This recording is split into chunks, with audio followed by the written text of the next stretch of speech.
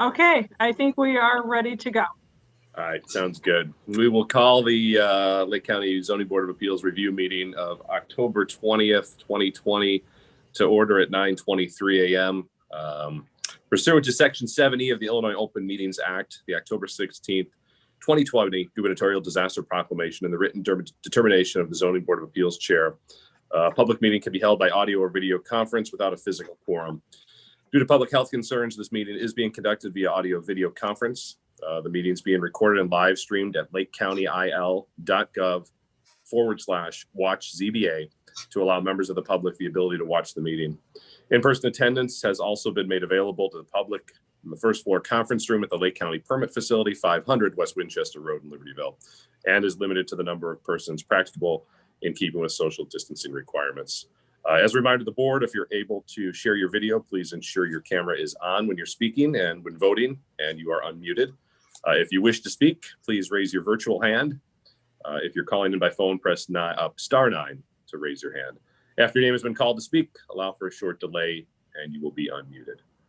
If board members as well as members of the general public or county staff could please keep themselves muted during the duration of the hearing unless speaking, it'll prevent any uninterrupted noise. Please note, select items may be presented via screen share during the course of the meeting. With that, if we could have a roll call by Brad.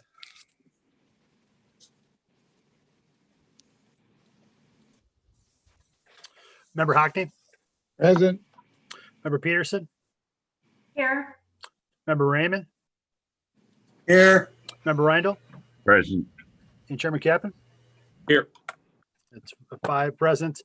Just as a point of order, 2 members that were on the board in January, our former chairman George Bell and member Stimson have retired, so we only have 5 for today.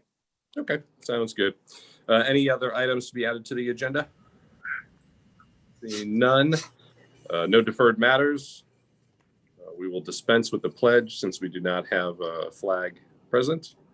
And we will move on to other business 6.1, which is ZBA case 536-2019. This will be an action to clarify Zoning Board of Appeals case 536-2019 conditions of approval and language for the Stormore self-storage in Wakanda that was held back in January of earlier this year. This is a legal public hearing, so I guess if anyone that's going to make a presentation, if you'd raise your right hand. Do you swear to tell the truth, the whole truth, and nothing but the truth, so help you God? Yep. I do. Thank you. I'll turn it over to staff, and I believe the petitioner's attorney will be making a presentation or having any questions fielded towards him. So turn it over to staff at this time. Thank you, Mr. Chairman. Good morning to all. If you recall, the first ZBA meeting of the year was held January 7th at the Wakanda Township Library for the Stormore project. And the specific request was for a conditional use permit for a planned unit development for a self-service storage unit, which was indoor and outdoor, and to rezone the property from R1 to general commercial. At the end of that long 4-hour meeting, the zoning board recommended approval for both requests. I did read the transcript and listen to the tape a couple times. I was not in attendance for that meeting, but if there's payback, that's it, because I had to read the transcript and listen to the tape twice, because what we have to do is we have to draft up a summary of testimony and of findings of fact based on what the board decided on. So moving forward, we had the next available meeting, which was March 5th of this year, for the board to look over the findings of fact and approve them, in which they did. So that was March 5th. And unfortunately, as we all know, right after that time is when the shutdown occurred. So there was a significant gap in there, and that there was about a 3 or 4 month delay before we could move the project forward to the Public Works Planning and Transportation Committee. We did so on July 28th, and that was for a recommendation of approval from that committee for both the rezoning and the PUD conditional use permit. Subsequently, on August 11th, the county board recommended approval for both. They did recommend approval for the rezoning. Usually rezoning is standardly approved at the county board. However, in the case of a PUD, it's contingent upon the final development plan approval, which actually reverts back to the Public Works Planning and Transportation Committee. So after that time, staff completed their review of the final engineering plans, site plan, natural resource plan, and landscape plan. Pursuant to the January 7th ZBA recommendation, specifically condition number 4, required a verification of 61% open space area. Determination has been made by staff that the overall size of the site is 23.75 acres, in which development area was 9.26 acres, which would achieve that 61 open space condition. Given that that footprint has remained the same since the initial review by the zoning board, the staff and the applicant are poised to move forward for approval of the final development plan by the committee, but we're here today just to reaffirm that site plan with yourselves. I think Eric Wagner wanted to say a few words also.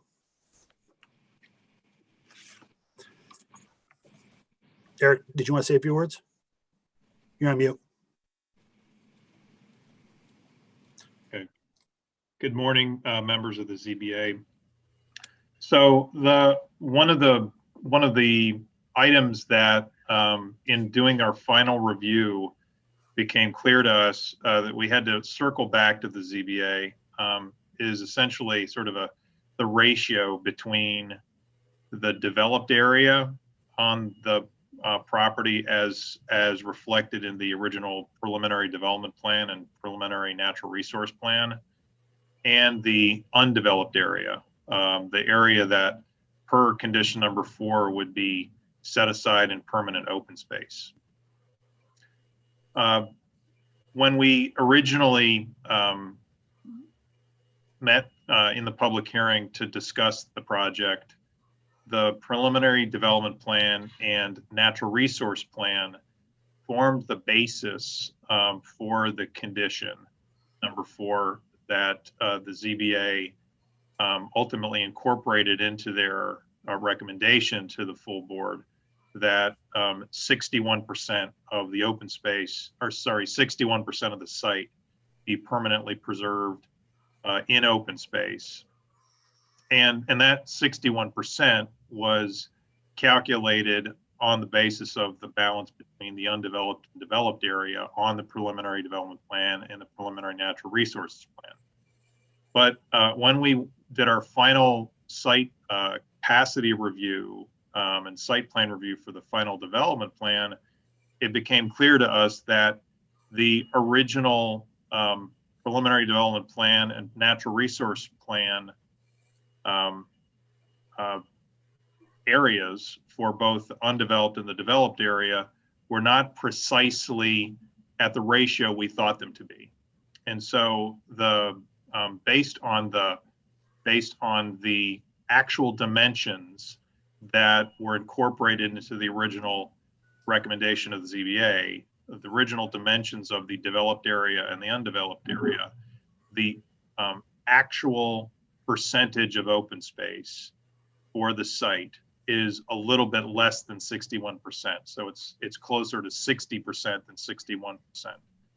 But because the Zoning Board of Appeals developed its findings on the basis of the preliminary development plan that was presented at that time and the natural resources plan that was presented at that time at the hearing, staff is of the opinion that the final development plan, which is entirely consistent with the preliminary development plan and natural resource plan, we're of the opinion that it meets the intent of the ZBA condition number 4, which the way it's worded is not precise, but it essentially reflects the will of the ZBA to set aside as permanent open space all of the area that was delineated in that original preliminary natural resources plan and preliminary development plan.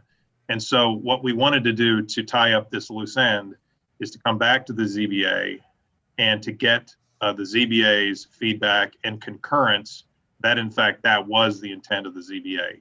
Nothing has changed since the original hearing with respect to the amount of area that is to be set aside in permanent open space. The only thing that that we're drawing your attention to is essentially that very small calculation error that was made at the time of the original hearing. And I wanted to make sure that the ZBA members understood this nuance before we move forward to the final development plan approval stage at the planning or Public Works Planning and Transportation Committee, so that the intent of the ZBA was properly registered in the final decision of the board. And I'll take questions. Sounds good. Thanks to Eric and Brad for that. Board members, any questions? As I looked at it and as I talked to staff earlier last week about it, I believe that was our intent, and I do appreciate just wanted to make sure that everybody was on board with that. So at this time, we'll just open up to questions. We'll start with member Hockney. Denny, if you've got any questions. I have no questions. It sounds, all we're talking about is a mathematical calculation here, and it's pretty minor. Good. Sounds good. Thanks, Denny. Member Peterson. My only question is, I know it's only a difference of 1% from 60%, 61% to 60%. If the owner chooses to sell, will that in any way affect the addendum that is in front of us today for the future owner? No, because the final development plan locks in the amount of open space that is to be set aside with the property.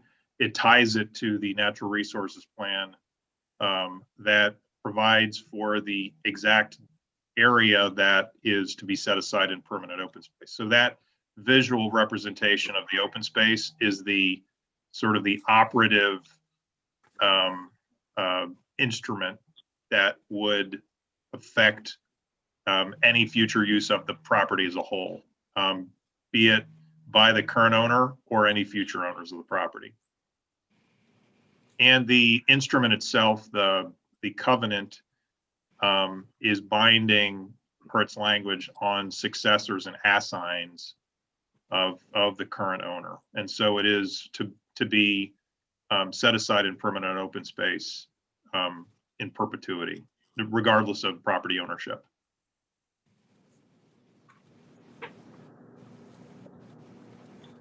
Any other questions, Maria?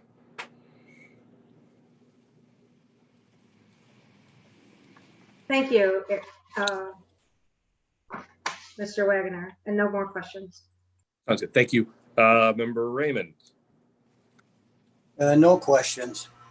Sounds good. Thanks, Marv. And Member Reindl, any questions? No questions. However, a statement. I didn't attend the hearing initially, but I've read all the transcripts and I'm familiar with everything and will concur. Thank you. Sounds good. Thanks for that clarification there, John. Mr. Saladin, anything that you wanted to add that staff didn't cover, or anything that you wanted to clarify from what you heard this morning? No, I just want to thank you for putting this issue to bed to make sure that we were in compliance with the intent of that meeting. We certainly had every intention that the 60% or 61% wasn't a variance that we intended to deceive anybody over. It was just a matter of the calculation based on what we thought at that time, based on the entire acreage of the survey, which we had at the time, versus the specific calculations that staff goes through as they finalize these things. We appreciate your assistance. As you know, we've been going at this for a long time, so we just want to keep moving forward. Thank you. Sounds good. Excited to get the project going too, I'm sure. With that, if there's no other questions of board members at this time, we'd entertain a motion to accept the clarification that was presented today. If someone wants to make that motion. So move. So move from Reindl. Second. Second from Member Peterson. Any discussion?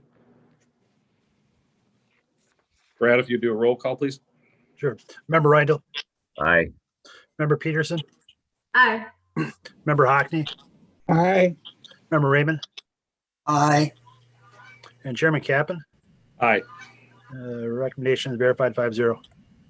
Sounds good. Thank you, Mr. Saladin. Thank you. Please tell the petitioner good luck with the project. Hope it goes smooth. Thanks, I appreciate And that. as always, as you know, if you need anything, please